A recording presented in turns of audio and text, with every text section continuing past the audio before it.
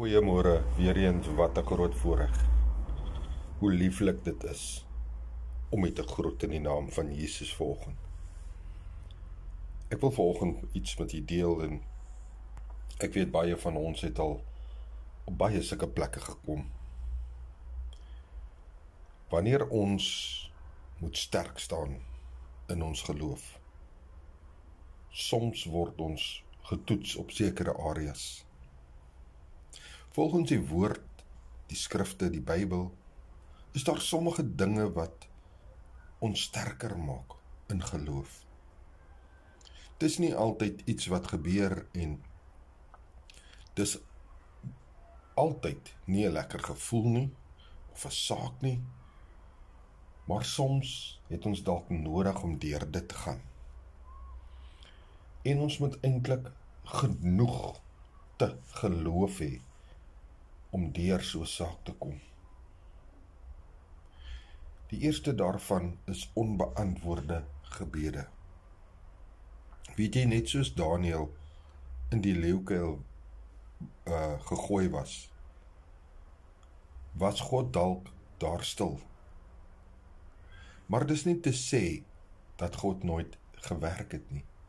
Kyk wat het hy met die leeu se bekke gedoen. Hy het hulle bekke gesluit, sodat hulle Daniël nie kon verskeer nie. Somtyds gebeur dit om ons vertroue in die Here te versterk en op hom staat te maak vir die situasie waarin ons op daai oomblik staan. Die Goliats wat ons so in die oë staar, net soos Dawid vir Goliat moes konfronteer.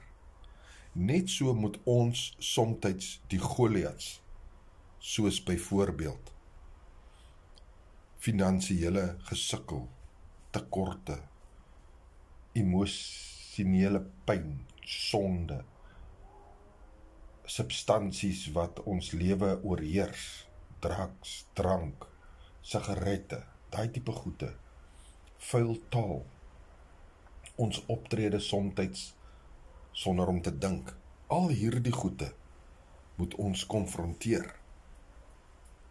Hierdie gevegte is nie om ons te breek nie, maar om somtyds ons sterker te maak en te weet dat in onsself kan ons dit nie doen nie. Maar as ons God vra, as ons God soek, kan hy ons daardeur help. Onverwagte verlies. Weet jy, Job het alles verloor, maar nog steeds het hy geloof in God behou en toegepas. Dit het hom nie gebreek nie, maar hom sterker geloof gegee om te volhard in die swaar kry en die verlies wat hy dalk gehad het. Om dan te besef, maar dis groter om God te hê as enige ander eiendom of dinge om jou. Ons moet God in ons lewe hê, dis die mees belangrikste. Geslote deure, net soos die volk van Israel by die Rooi See gekom het hulle geleer om God te vertrou vir hulle redding en ook voorsiening. Weet jy wat? God het deur Moses gewerk om hy Rooi See oop te kloof. En soms kom jy by geslote deure, maar God wil hê jy moet in 'n ander rigting beweeg. Want daar's ander blessings, daar's ander seën wat oor jou kom. Daar's ander mense wat jy kan help as jy jou rigting verander. En dit is soms wat God wil hê. Soms wil die Here hê dat ons moet hom bid en hom vra en hom vertrou. Daar is baie kere wat net voor die wonderwerk het ons nodig om die Here aan te roep. Net voor die wonderwerk gebeur, hom daarmee te vertrou. Alleen staan, kyk na Elia. Hy het voor 450 Baal profete alleen gestaan voor God. Hy het 'n klomp medebroers en susters en medegelowiges en ander mense gehad wat hom kon ondersteun nie. Hy het net op God vertrou vir die voorsiening. Wanneer u weer in enige van hierdie bogenoemde dinge staan, weet net, u is nooit alleen nie.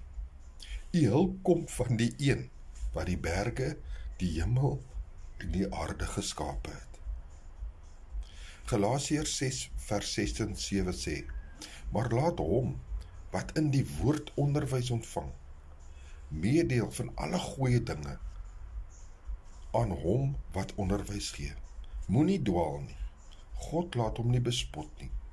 Want net wat die mens saai, dit sal hy ook maai.